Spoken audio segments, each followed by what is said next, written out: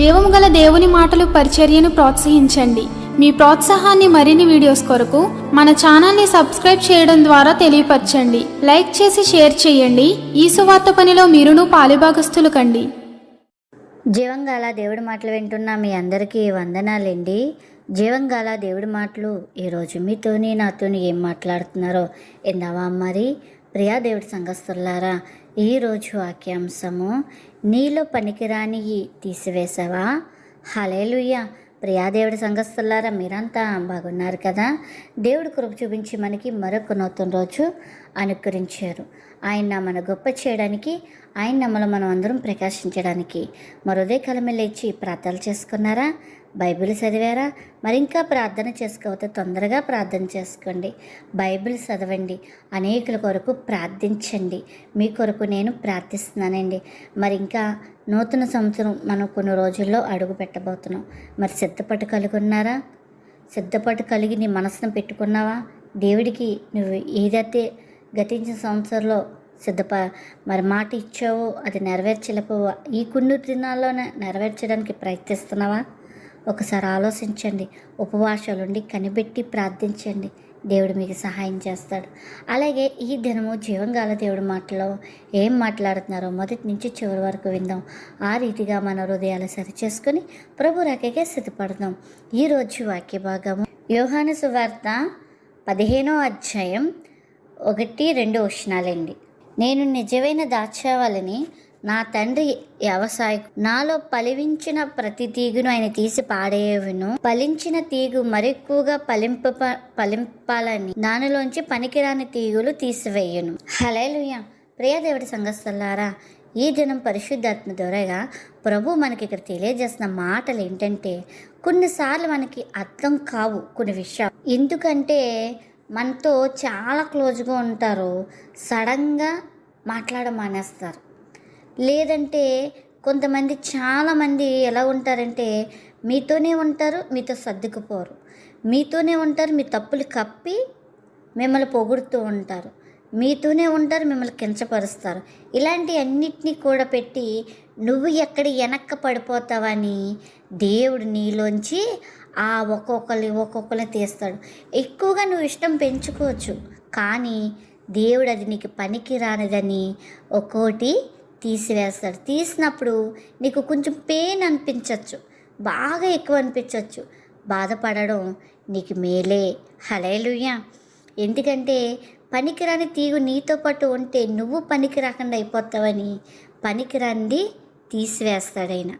నీవు కూడా దాన్ని నా ప్రభువుకి తెలుసు కదా, నేను తీసివేస్తున్నాను అన్న భావం కలిగి ఉండాలి తప్ప బాధపడకూడదు. ఈ వాక్యం ద్వారాగా మీతో మాట్లాడుతున్నారో లేదో మీకే తెలుసు, కానీ నాతో మాత్రం సూటిగా మాట్లాడుతున్నాను. ప్రతి క్షణము దేవుడు నాతో మాట్లాడుతూనే ఉంటాడు. ఎందుకంటే ఇంత క్లోజ్గా ఉండి ఎంత ఇలాగుండి ఎందుకు నన్ను ఇలాగో చేస్తున్నారు ప్రభు అనుకుంటే ఏదో ఒక క్షణం ద్వారాగా మాట్లాడతాడు. అది నీలో పనికి రానివారు, నీతో నీ స్నేహం పనికి రానివారు. వాళ్ళు నీ దగ్గర ఉంటే నువ్వు ఆల స్వభావంగా నువ్వు తయారవుతావేమో. అందుకే నీకు వారిని దూరం చేసి నేను ఇంకా మెరుగుపరుస్తున్నానని ఇలా ఈ మాట ఎన్నో మార్లు నాతో దేవుడు మాట్లాడాడండి. హల్లెలూయా. మరి మీతో కూడా దేవుడు మాట్లాడుతున్నాడని అనుకుంటున్నాను నేను. మరి మీ జీవితంలో ఎవరెవరిని మీరు కావాలనుకుంటే ఉంటారని కాదు, మీరు కావాలనుకునే ఉండరు వాళ్ళు అక్కడ. ఎందుకంటే తీసేసేవాడు ఎవరండి? దేవుడండి. నీలో ఉండి ఫలించేవాడిని ఇంకనూ ఉంచుతాడు. పనికిరాని తీగులు వేరైపోయి గుంపు కొడితే చూడండి, అవి ఒక్కొక్కటి తీసి పాడేస్తాడు ఆయన. నీ జీవితంలో కూడా అదే పని చేస్తున్నాడని గుర్తుపెట్టుకో. వాళ్ళు వెళ్ళిపోయారు, వీళ్ళు వెళ్ళిపోయారు, ఇది నష్టపోయాను, అది నష్టపోయాను, అది చేయలేకపోయాను, ఇది చేయలేకపోయాను అని నువ్వు బాధపడకు. దాని వెనకాల నీకు ఎంత కీడుందో ఆ కీడు ఎరుగున్న ఆయన ముందుగానే దాన్ని నీలోంచి తొలగిస్తున్నాడండి. హల్లెలూయా. మనకి కొన్నిసార్లు ఎలా అంటుంది, మార్పు మనకి ఇష్టంగా ఉండదు. ఎందుకంటే ఉన్నదాంతో చాలా హ్యాపీగా ఉన్నాం కదా, చాలా సంతోషంగానే ఉన్నాం కదా అనుకుంటాం. కానీ దాని వెనకాల వచ్చిన నష్టం ఎలాగుందో దేవుడికి తెలుసు. తాగేవాడు చూడండి, నేను తాగుతున్నాను, బాగానే ఉన్నాను కదా, నన్ను నేను కంట్రోల్ చేసుకుంటున్నాను, నా కుటుంబాన్ని హేళన చేస్తా అంటే హ్యాండ్ చేసుకుంటున్నాను, నేను నడిపించుకుంటున్నాను, నన్ను కంట్రోల్ చేసుకుంటున్నాను అనుకుంటాడు. చిట్ట చివరికి ఏమవుతుందని తాగేవాడు సిగరెట్ కాల్చేవాడే కాదు, తాగేవాడే కాదు, మరి చిట్ట చివరికి ఏమవుతుంది? కిడ్నీలు పోవడం, లేదా లివర్ డ్యామేజ్, హార్ట్ డ్యామేజ్, లేదా బ్లడ్ చేంజ్ అయిపోవడం, ఇలాంటివి కదండి వస్తున్నాయి. వాళ్ళ దగ్గర నుంచి రిపోర్ట్ చెప్తారు కానీ వినరు. అలాగే మన జీవితంలో కూడా కొన్ని ఉంటాయి. అవి మన లివర్లు పాడు చేయొచ్చు, కిడ్నీలు పాడు చేయవచ్చు, మన అవయవాలు ఏమైనా పాడు చేయొచ్చు. అలా పాడవకుండా ఉండాలని మన పరమ తండ్రి, మన పరమ మెకానికుడు తెలుసు కాబట్టి మనలోంచి కొన్ని తొలగిస్తూ ఉంటాడండి. హల్లెలూయా. నీ జీవితంలో కూడా అదే పని ఆయన చేస్తున్నాడు. ఆయన నీతో చెప్తున్న మాట ఏంటంటే, మనం వెదుగుతున్న ఆయనలో ఎదుగుతున్నప్పుడు విస్తరించవలసిన పని కూడా ఉంది, అభివృద్ధి అవ్వాల్సిన పని కూడా ఉంది. కాబట్టి ఆయన మన పట్ల పని చేస్తున్నాడు. మన తండ్రి ఎవరండి? రైతు. మన తండ్రి రైతు, వ్యవసాయకుడు. కాబట్టి ఆ పనికిరాని కొమ్మల్ని ఆయన కట్ చేస్తూ ఉంటున్నాడు. కట్ చేసినప్పుడు నువ్వు శిరస్సు వంచు, వ్యతిరేకించితే నీకు గుచ్చుకుంటాయి. నువ్వు శిరస్సు ఉంచితే నీ హృదయం నెమ్మది పొందుకుంటుంది. హల్లెలూయా. ఈ జీవితంలో ఏది ఉండాలో ఏది ఉండకూడదో ఆయనకు బాగా తెలుసు. నీకంట నిన్ను సృష్టించిన వాడు, నీ కడుపును పుట్టిన బిడ్డల వల్లే నువ్వు ఎంతో శ్రద్ధ కలిగి ఉంటావు. మరి నీ బిడ్డల్ని నిన్ను సృష్టించిన వాడు ఆయన ఇంకెంత శ్రద్ధ కలిగి ఉంటాడు. కాబట్టి అది నీ జీవితంలో ఏదైనా చెయ్యమన్నాడా, చేయడానికి తల వంచు. వద్దు అన్నాడా, దాని జోలికి పోకు. దెబ్బలు తింటావు దేవుడి చేత. జాగ్రత్త. అనారోగ్యంతో బాధపడుతున్నావు కానీ దేవుడు నేను ఒక చోటకి వెళ్ళమని చెప్తున్నాడు. కానీ వెళ్ళని పరిస్థితి అనుకుంటున్నావు, కానీ వెళ్ళాలి. వెళ్తేనే కదా ఆయన ప్రత్యక్షత నీలో జరుగుతుంది. ఆయన నామాన్ని ఘనపరుస్తావు. అప్పుడు వెళ్ళాలి.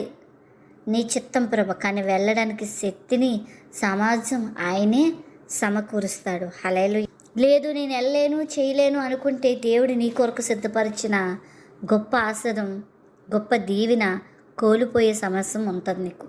కాబట్టి కోల్పోకుండా పొందుకోవాలంటే ఆయన వెళ్ళమన్న చోటకి వెళ్ళడం, ఆయన కూర్చోమన్న చోట కూర్చోవడం, ఆయన నుంచోమన్న చోట నుంచోవడం, ఆయన నీది వద్దు అన్న చోట మానేయడం.